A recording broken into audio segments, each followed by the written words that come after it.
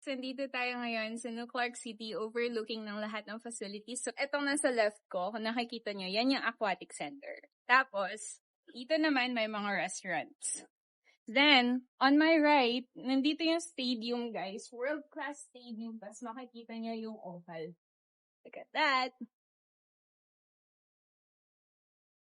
And, if napapansin nyo, may malalaking building dito sa likod ko. Yan yung condo project natin na fully furnished at ready for occupancy na. Plus, nakikita nyo yun? Yung ginagawang building na yun. Guys, UP is coming here! So, napaka-exciting kasi isa lang yan sa mga schools na mapunta dito.